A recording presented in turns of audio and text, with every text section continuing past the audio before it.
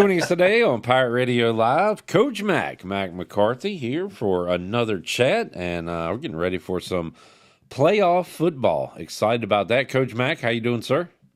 I'm good, and I'm excited about it too. Although, dadgummit, I've got a game at noon on Saturday, and then I've got a 3.5 hour drive home. Am I going to get? Is there a night game? Can I see a night game? You're going to see maybe the most attractive matchup, biggest names anyway. Tennessee at Ohio State, 8 o'clock on And I Saturday. can see Notre Dame, Indiana on Friday. I can see Yep. that. And I like listening to a ball game on the radio, so you can catch that on your drive. I I'm do sure. too. Yeah. I do too. I'm sure they'll have the big guns calling those games. So the slate is Friday night, Indiana at Notre Dame, Saturday at noon, SMU at Penn State. In the afternoon, 4 o'clock, it'll be Clemson at Texas. And then at night, 8 o'clock, Tennessee at Ohio State. No way this goes chalk, right, Matt? Mac, one of these road teams has to win. I think you're right, and I We think just don't I know which think any one. of them are possible though. Yeah, we just need to find the one. Yeah, yeah. Who's got the best shot in your opinion? Well, I mean, you would say statistically it would be Tennessee, right? 8-9. Is that the 8-9? Yeah, and the first time Ohio State will take the field since their loss to Michigan, and I go back to I don't know if it might have been Herbie saying that Ohio State would they've been better off maybe playing away from Columbus because there's going to be some moaning and groaning if that thing don't get started off right. Herbie, he's you know he's bending over backwards not to be an Ohio State guy, right? Okay, And I mean he's the same guy who praised the committee last year for Jordan Travis's injury being a problem, and this year he went just the opposite with Georgia and Gunner and Carson. So he lost me in this last couple weeks, to be honest. I have not looked at what is the Carson Beck injury? Is he what's his status? They've been pretty quiet about it. I mean, it's got to be Yeah. something shoulder, arm related, right? And of course, they look better without him in that championship game, moving the ball up and down the field. But question marks as we head into the playoffs, and looking forward to it. Mac, do you?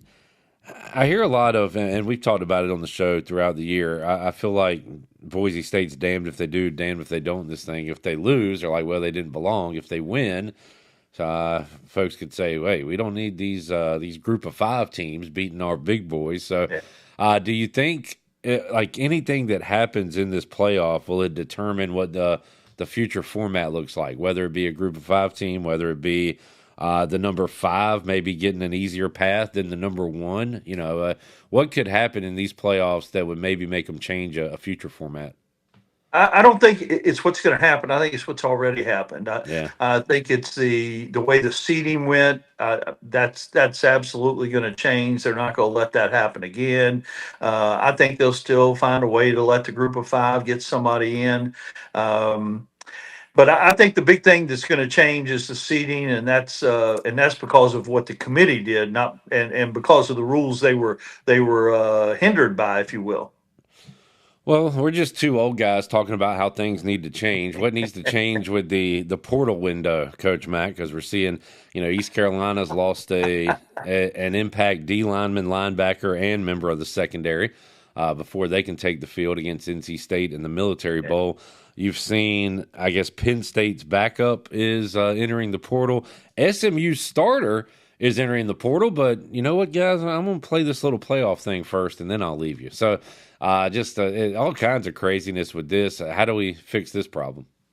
Yeah, and I think we talked about it a little bit. Maybe the guy at Arizona State has it right. Just go ahead and tell him, go into the portal. We'll deal with that later. But you helped get us here, so why don't you just play it out? And that might have been the smartest way or the dumbest way to deal with it. I don't know.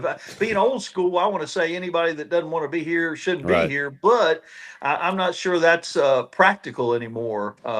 So. I wish there was something we could do. I think the portal is fine, but the portal problem is they've made it, you know, so open. I mean, change of coaches, go into portal.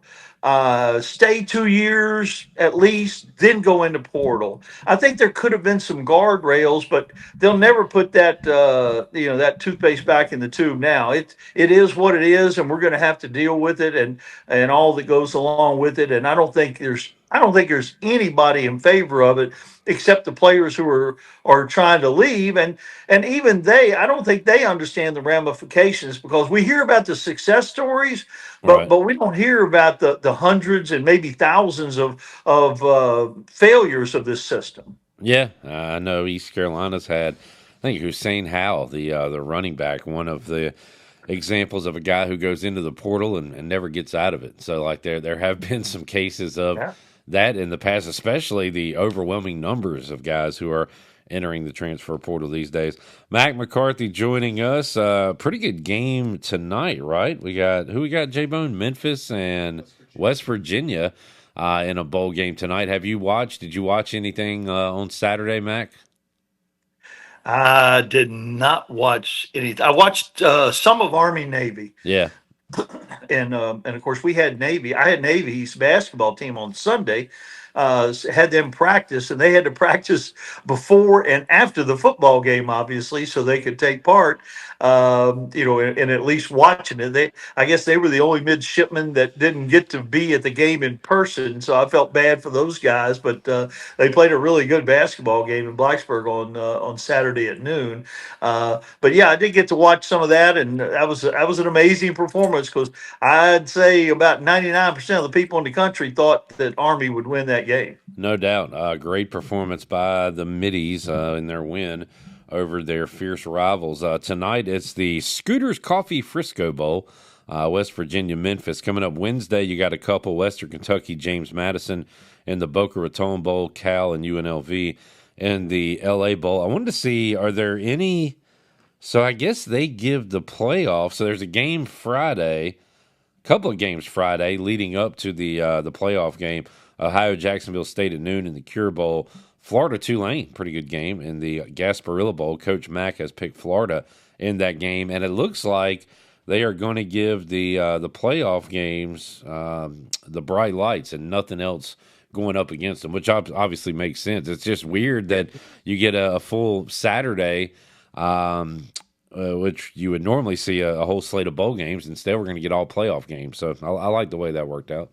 Yeah, unless you were invested, your team was playing in a situation. Uh, is this Saturday going to be the best college football day ever? Um, well, what does the future of the playoff look like? I So we're don't going know, to but get but but three no, incredible games on Saturday on campus in the yeah. college football, playing for the championship. I can't imagine even the semifinals of the 14 playoff. I mean, you only had two possibly really good games, and of course they could all be blowouts too. How about Wednesday, December 1st, Coach Mack? You're going to get at 1 o'clock Arizona State versus Clemson or Texas, 5 o'clock Oregon versus Tennessee, Ohio State, and then 8:45 Georgia versus Indiana, Notre Dame. So maybe this Saturday will be the greatest ever until we get to Until that. Yeah, because that's a hell of a slate right there. yeah, you're right. It'll be the greatest ever for a week, Yep. So two man, weeks, 2 weeks, I guess. very exciting stuff coming up with these college football playoffs. Coach Mack, it's become official since we last talked to you. We've talked about it enough, but I'll get your take on it now that it has happened. Bill Belichick to North Carolina. Well, what's your take, and do you think it'll work out there?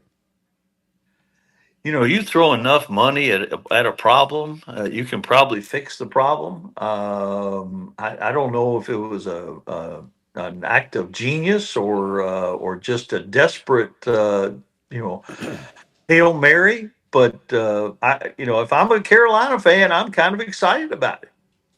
David Glenn said that North Carolina has taken half measures in the past with bringing back Mac Brown and Yeah, but have never really taken the full measure. And kind of makes sense because John Bunning and like Carl Torbush and I guess trying to go for a Larry Fedora. I don't know. It feels like that they're finally making the Hail Mary move, like you said.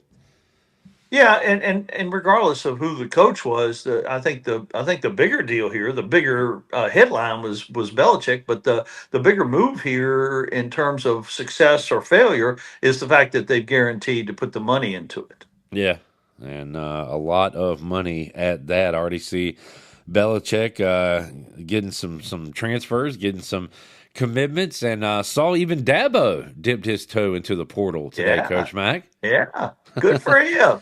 Good I, for him. I believe I saw it was the first non-reserve quarterback that they've ever pulled out of the portal.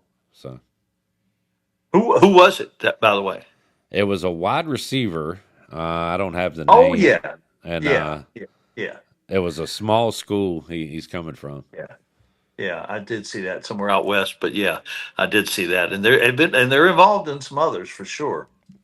Yeah, so Dabo joining the new world of college football finally. Mac McCarthy joining us. Mac, East Carolina making some moves. Looks like they're going to bring in Josh Aldridge as defensive coordinator and bringing in a GM for the first time ever, which is, I don't know, is every school going to have a GM by the time we kick it off in September? It's now the go-to move, but bringing over the GM from Purdue to kind of run things here, and that's going to be something new here in college football.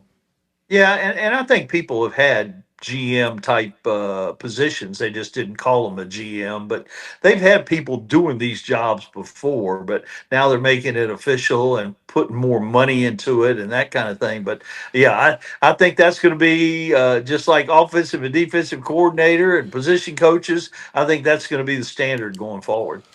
Mac McCarthy joining us while we're talking college football. Let's pick another bowl game. It's 40 bowls in 14 days, brought to you by Tub Thumpers here in Greenville. Go get a fantastic alcoholic beverage of your choice and go enjoy all of these bowl games. And Coach Mac will give you, let's go to the Liberty Bowl. You ever been to a Liberty Bowl, Mac McCarthy?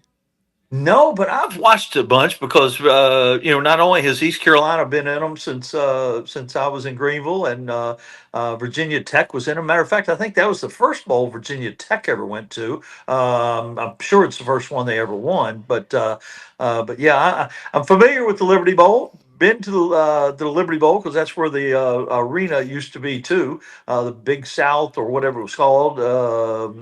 Yeah, I don't know if it was the Big South, something South Arena, but yeah, I've never been in person though. Well, ECU played one of these teams in the Liberty Bowl, and they brought a whole lot of their Woo Pig Suey fans. It'll be Arkansas versus Texas Tech on Friday, December 27th, 7 o'clock kickoff. It's going to be a cold one in Memphis. Arkansas, Texas Tech. Coach Mack, who you like here? I mean that's a really good matchup and teams that got going a little bit. Texas Tech maybe underperformed just a little bit, but they were quietly having a decent season. Arkansas surprised some folks, including a big win over Tennessee. As much as it pains me, I'm going to have to go SEC on this one. Sam Pittman's still kicking there, right? Sam So, Pittman got your man Petrino with him. oh man, yeah, that's a nice, good outfit they got down there in Fayetteville. Speaking of the SEC, had a trivia question last night at Sports Trivia. I said, what conference has five of the top seven teams in the AP Top 25 in basketball? And then if you can name those five schools, you get a bonus point. And of course, it is the SEC. I'm talking about basketball here. It is the SEC, and it is Tennessee, Bama, Kentucky, Auburn, Auburn. Florida. Yeah, Yeah, that's the five out of the top seven. yeah. So, and this thing, it's gonna change a lot throughout the year but man, Auburn's killing everybody, aren't they? They're playing really well and went into Duke and jumped all over them, but Duke eventually came back and won. And of course there were only two wins in the SEC ACC challenge. Clemson upset Kentucky, and I'm not so sure at that point it wasn't an upset when Duke beat Auburn, although I think Duke was favored by a little bit at home. But yeah, the SEC has certainly made another commitment financially to being good in basketball, and it is showing. Yeah, have you met Bruce Pearl? I know Bruce pretty well. Yeah, yep. Was even involved in him getting the job a little bit through some back channels, but yeah, I know Bruce pretty well. Seems like the kind of guy that that players would like to play for, and also, and I don't have an issue with him, but like if he's your guy, man, you love him, and I could see where Yes. he could rub some other Yeah. SEC fans the wrong way. Oh, he drives folks crazy. Yeah, he drives folks crazy. His sideline behavior, and then the trouble he got in at Yeah, Tennessee a little bit, and he hadn't been void of controversy in Auburn either, on or off the floor. and seems to be okay with that, and got it rolling right now. How about and Auburn can they can shoot it, they can get up and down, but how about the Tennessee women, Coach Mack, hitting 33 Yeah, pointers the other night? yeah. I sorry to do this again, but I said, how many games would it take the ECU men to make 33s? So I looked it I up. saw that. I saw that on the social media you put out there. Yeah, yeah. The Coach Kim last, Caldwell. She plays a unique style, and she just played the game before that. They played Florida State, who's really good, and they were up 20 at halftime. Florida State came all the way back, took the lead. Tennessee won right at the very end. But she's done good things with that program already, and with the kind of players she can attract at Tennessee. The NIL that they have at Tennessee and her style of play, she might be a force going forward, and she's very entertaining. Of course, she's going to have to step away with a baby due sometime in January. That'll be a first for me seeing it in college basketball. yeah, never seen that with ECU men's basketball. Now that I think about it, but I'd love to see 33 pointers or maybe 10. That'd be good. East Carolina men in action tonight at home against FIU, 7.5 point favorites, coming off a loss to North Alabama. Coach Mack, our annual head scratching home loss last week. Yeah, I saw that. I saw that post game celebration by North Alabama, and of course they had played a couple really good games right before that. Had a chance at South Carolina and that kind of thing. So, hey, I told you going into the season, it's just going to be just like football. There are going to be some head scratching moments. Oh yeah, and that's part of the reason we like it, just not when it happens to the team we root for, unfortunately. Mack McCarthy joining us today on Pirate Radio Live. Coach Mack, what's your schedule looking like this week? You said you got a game coming up on Saturday. What else you got? Tonight I'm in Charlottesville for UVA women, and then Saturday at noon I've got Virginia Tech women against a local team down there, the Campbell Camels. The Fighting Camels. All right. So, Coach Mack staying busy, calling college basketball action, and also checking out all this football. And pretty soon, Coach Mack, you can watch your first NFL game of the year when the playoffs start, right? No, No, not even the no. playoffs. Not even if my Man, Commanders are in it and you're rooting for your old buddy Clips team. I might watch a Commanders game, just not the whole game, but I might watch some of it just because they're pretty exciting this year. All right, thank you. I appreciate that. That had been exciting in like 2 months, but maybe they can catch lightning in a bottle again. Well, Coach Mack, we'll talk to you again after the new year, so we'll be gone. Really, Yeah, we're taking a break. we're taking a break. Hey, well, I'm sure we can still text, and you can send me some good trivia nuggets. I always appreciate that when you send I those along. try. I Yeah. try. But yeah, we're gonna be gone. But man, it's been a really fun year having you on Pirate Radio Live. We really miss you in studio, but glad we can keep it rolling. And let's keep it rolling in 2025, if that's all right with you. I'd be glad to, and I've got to find a way to make a personal appearance here, sometime and stroll in and talk to all my old friends. You mean like Clipster, Miss Shirley? Exactly. The Chan Exactly. Man. I sent Mac a video of my impression of him walking in the studio, and I did. I think I did pretty good, You Coach Mac. nailed it. You Yeah, nailed it. You even yeah. had you even had not just the impersonation, but you even had the voice. Mac, have a great holidays. Enjoy this football and enjoy calling the hoops. And we will catch up with you again in a couple weeks. Merry Christmas to everybody.